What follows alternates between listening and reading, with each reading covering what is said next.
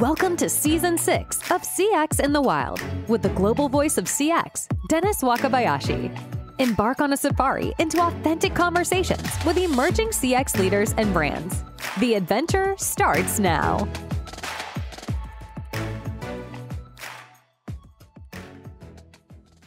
All right, let's start out with who you are and what you do. Fantastic. We're Awaken Intelligence. So we are a British software vendor, and our absolute key focus is driving a better experience for the agent. Because if we drive a better experience for the agent, that in turn provides a better experience for the customer. So we really focus on that agent experience. And what are you doing here in the U.S.? In Nashville, of all places. That's a long flight. Yeah, no, it's really interesting. So being a British software company, a lot of British software companies want to get into the US.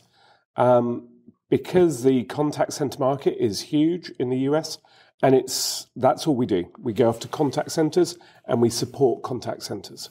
And because of our partnerships with people like NICE, Genesis, 8x8, actually 50% of our business is in the US. So we are out here literally almost every month. What do you do? What are these partnerships? How do you partner with these big platforms? Yeah, so one of our big unique points as a business is we are platform agnostic. So our technology sits on top of every single telephony vendor. So if I look at our partnerships, they normally always start with those telephony vendors. So the big vendors I talked about, they quite often embed our technology within their solution. And also those other CCaaS vendors, like NobleBiz, they also embed our technology inside their solutions. And what does your technology actually do? Yeah, we've got three different solutions. The first one is agent guidance. So it guides the agent through what they need to do, what they need to say, but also integrates those back-end systems. So the agent doesn't have to go between 6 different screens. They can sit inside our one web application, and it integrates to all those back-end systems. The other technology is we have post-call analytics. So we really understand those telephone calls, those digital communications. We transcribe them into text, but we also understand the emotion and sentiment within those calls. And what we do is we understand where the bottlenecks are in the processes, but we also understand where the agents are having challenges, also where the customer's having challenges, and also what the customer really, really wants. So we can understand that voice of the customer. And then our third technology, and we call it Copilot. I think Microsoft are just taking our name as well. What we're doing is we're listening to that real-time voice. We understand the intent that's being said, and then we automatically prompt in real time the agent to do that next best action. And we plug into ChatGPT. So we're using that generative AI to really provide power into our technology. Yeah, I was having a conversation with someone else on the floor today, and they were asking me, what part of the world adopts innovation the most, since I travel all over the world. And, what I can tell you is Africa, of all places, has the most innovative, the most accurate and articulate innovation in CX because of their market conditions. But I was explaining to this gentleman that Europe is where the adoption of innovation happens the best, because the European CXers have a need to establish and deliver change in a more fundamental and foundational way than I think, in the US, a lot of technology purchase decisions are done politically. And so it's interesting for me to speak to someone coming from over there to here, because I do think that you have a philosophical differentiation in your market approach. How would you respond to my thoughts there? Yeah, I totally agree. And Probably the biggest reason, I think, is every European country is its own small country with different languages, different market conditions. And so in the US, it's one big, huge market. Each state does things slightly differently, but compared to Europe, where every country does it totally differently, and they're really looking to get that competitive advantage across their competitors, they are always looking for that advantage. So it really drives technology companies like ourselves on, because the feedback we get from our European customers is huge. They are always asking for this, that, the next best thing. So it really makes us strive to be better than anyone else. And the strange thing is, our technology, when we're in the US, there's quite a few competitors. I believe we're quite unique, that we do process and AI, and I think that's fundamental, and we can get to that later. But in Europe, it's a really funny area. You've got the countries and the companies wanting to drive innovation, but you also don't have the funding technology company to drive innovation. So I think it's quite hard for tech companies to really strive in Europe, but the ones that do really, really well. Yeah, that makes a lot of sense from what I'm seeing as well. Talk about this process and... Yeah, so when I went to CCW Vegas, every single company had AI written on their stand. And I feel sorry for customers and prospects, because they walk around and all they see is AI. For me, you've got to look at the user cases. And it's fundamental that don't just use AI. What you need to use is the best technology, the best solution for your specific user case. So I'll give you an example. If I'm talking to an insurance company and it's a first notification of loss, so an insurance claim, that company knows their process. They don't want AI guessing at the process. It's a very detailed process. The call could be 20 minutes, half an hour long.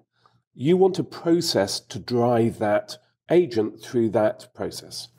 Now, if I go the other side to insurance and it's a renewal, there's no fixed process. The customer could come up with objections. You need the agents coming up with rebuttals. What you need there is AI listening to what the customer is saying and automatically prompting the agent with that rebuttal. So AI is fantastic. Process is fantastic for different user cases. And you need both of them to deliver that perfect experience for the agent. And that's where I think we are totally unique in the market, doing the process and the AI side.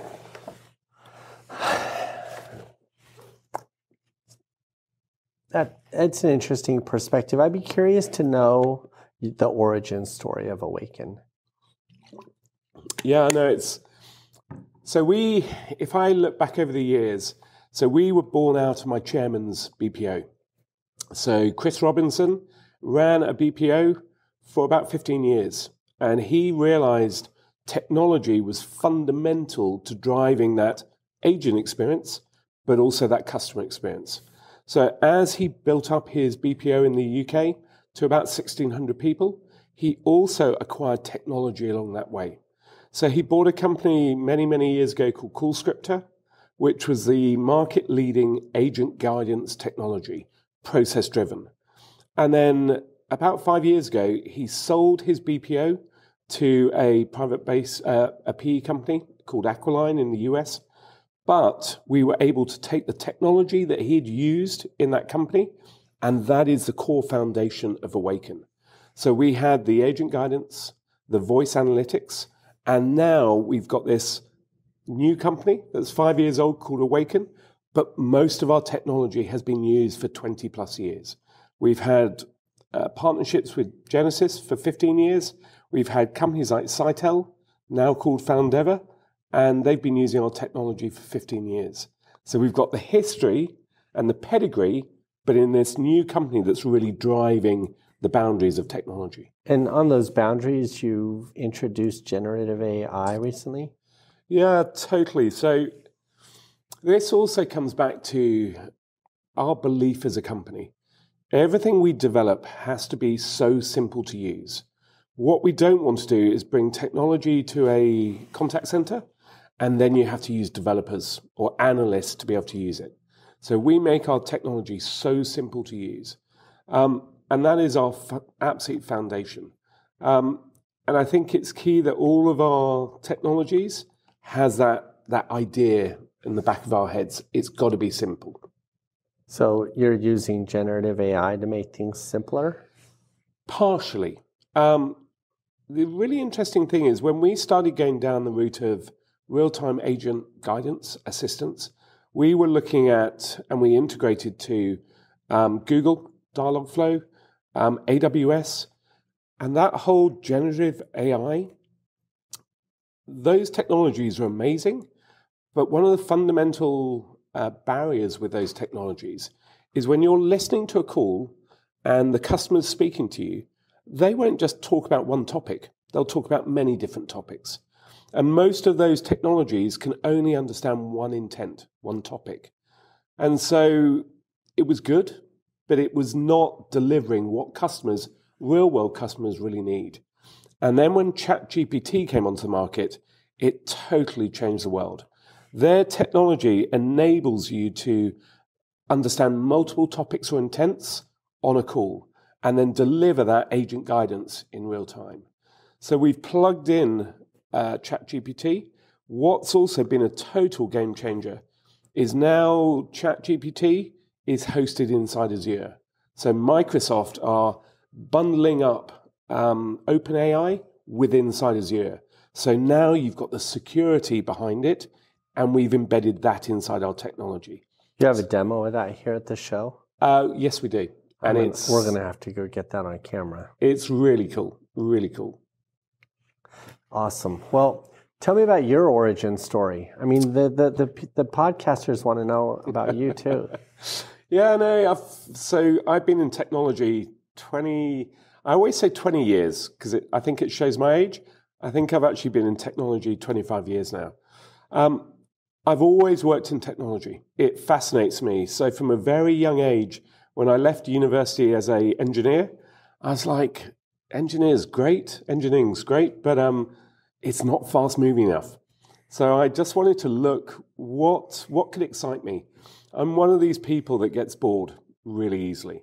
So I need to keep learning. I need to keep absorbing new information. And technology I fell into it, and it just excited me because 3 years in technology is a lifetime. And for me, I'm always learning new stuff.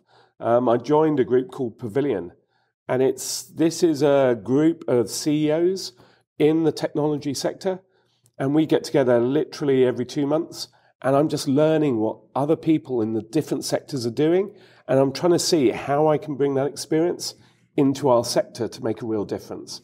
So most of my background is large US software companies like IBM, TIBCO, but in latter years, I wanted to work for smaller companies because then there's nowhere to hide. You're at the cutting edge of technology. And my chairman, Chris, invited me to come in and run Awaken 5 years ago, and I've loved every minute of it. Yeah, I couldn't agree with you more. I like being out here on the fringe too myself. It takes a certain kind of personality. So, what do you think? Where do you think this technology and the industry is headed in the short term and in 2024? What's your prediction? So, the reason I love this industry as well is it's a bit of an oxymoron. Every time I speak to a contact center, it irritates me. The customer experience I receive is still not great. And so I just see there are such massive strides this industry can take to provide that better customer experience. And the other area I feel really sorry about is with the advent of AI over the last 5 years, a lot of those simple tasks have moved so they are now self-serve, which is brilliant. But what it means is the agents are having to deal with more complex tasks. They're being paid pretty low wages to deal with complex issues and irritated people because they're often having to wait a long time to get through to someone. So you've got this perfect storm of people not being paid that well, complex issues, and they're just being thrown in the deep end with 4-6 weeks training, and actually they're not being supported. So I really do feel I'm on a mission that if our technology can guide and simplify that agent process, then we can make such a change to this industry. And I'm going to give one example. One of our customers, NRTC, they're a large telco in the US. They were having real challenges with churn. They have complex issues, so people will phone up and their broadband's down. There's issues with their telephony capabilities, and these agents were just really struggling. 4 years ago, NRTC would only hire 3-year experienced agents because it is quite a technical call. They can't find those tenured agents now, so they are having to hire brand new agents, and they weren't supporting them and guiding them. So their churn rate was huge. What they've now implemented is, one, our voice analytics to really understand and score their agents, but also our agent guidance system to support the agents through that call. What they've now seen is all the money they used to waste on recruitment because people were leaving so often, they've now stopped that. Because they're guiding the agents and supporting the agents are staying longer. Because they're now scoring the agents with that voice analytics, they're taking the money they've saved from recruitment and they're now providing bonuses to the agents for better performance.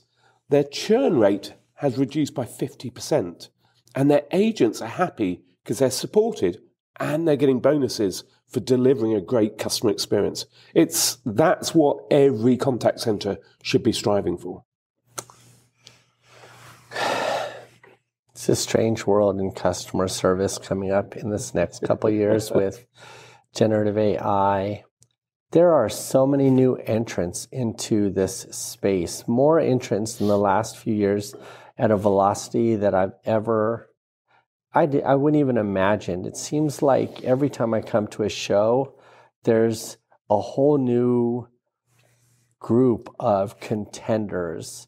And is that because it's getting easier to build these platforms? I mean, if I comparatively, you mentioned this, 15, 20-year pedigree of solutioning in the space and your experience level.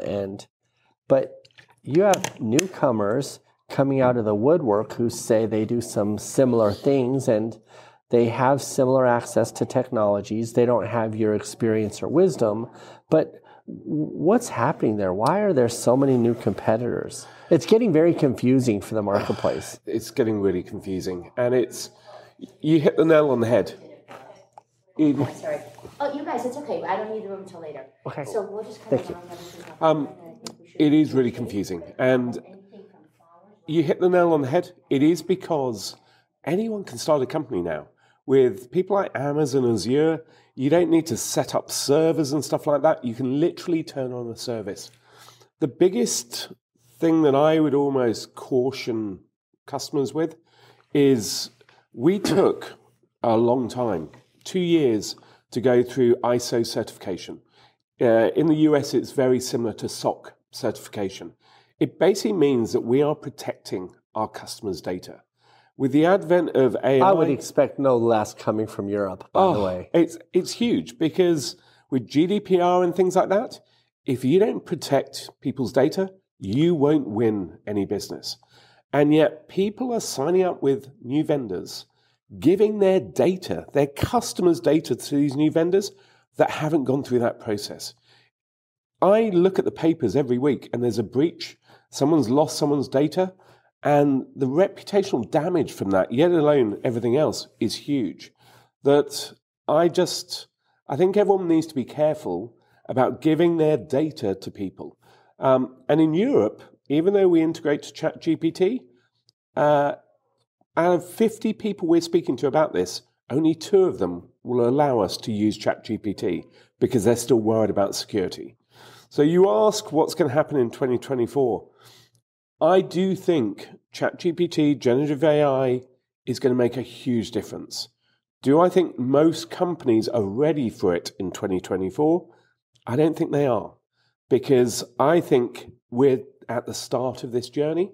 And I think customers, the real trailblazers, will use it in 2024. I don't think this will really, really start building until 2025, 2026. At that point, I think everyone should be using it. Because if it can really drive efficiency, additional productivity in your business, and more importantly, a better agent and customer experience, it's fundamentally huge. I agree with your timeline there. You know, I'm curious to, after we have this podcast, go film some of your presentation, because there are a couple of innovative companies who are doing this. I've been watching them since, November of last year, seeing how companies like yourselves implement. And I agree with you. It's almost like playing with fire, in that if you don't have fire and you're in the wilderness of customer experience, you're going to be cold. And those who know how to harness this new thing, those will be those that thrive and survive.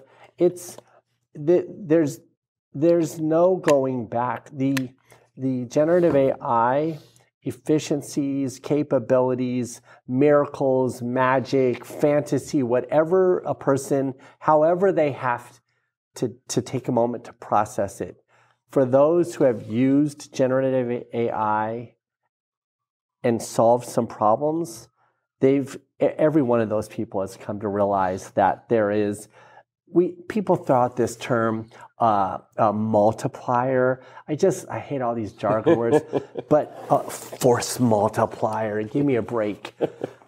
Anybody who's used generative AI to actually solve a problem and been successful has had to take a moment of reflection to understand what just happened and how fast it happened, because there's never been anything like it. There really hasn't, and we've weaved it into all of our technology, but we've had to do it in a very sensible way that you can either use it or you don't have to use it. Yeah. Because of what I talked about earlier, some customers are prepared for it, a lot aren't and don't want to use it yet. But we're using it in all different ways. So in our agent guidance, we're having the ability to literally have that call summarized, automatically fed into your CRM with the key bullet points. Brilliant side of that.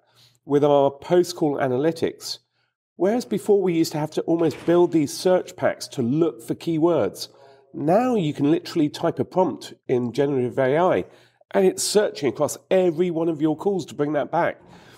So the way it's simplified and speeded up that way to be able to uncover that key information in your data at literally the click of our fingers is just unbelievable. So I think it's amazing, and it is going to change our world fantastically. And the other thing that I see is we don't go down the route of that simple process side. There's a lot of vendors that do that. Where Awaken sits is we help customers with complex interactions or high emotion interactions, where you still want to go through to an agent because it is complex. What we want to do is sit beside that agent using AI to almost handhold them through that interaction. So we will always be that almost robot AI that sits beside your agent to support in those complex interactions. You know, Simon, you've just articulated my hope for the future, is that very thing happens. I spoke to the CEO once. He was on a podcast from eGain, and they were doing a lot of AI stuff. And this was before the big hubbub of GPT.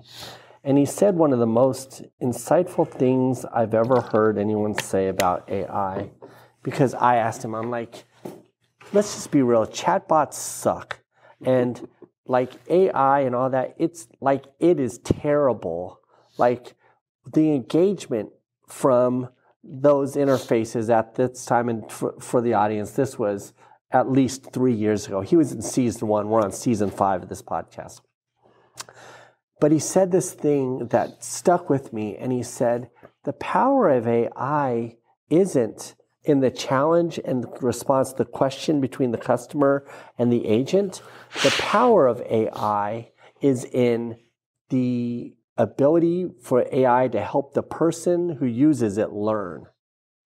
And now I understood that at that time, but with OpenAI, ChatGPT, and the generative large language models, now that has become exponentially, like it's this year, this time, literally this time we're speaking, last year to this year is like the difference between throwing a bullet and shooting it when it comes to technological prowess of AI. I'm excited to see what you're doing in your platform.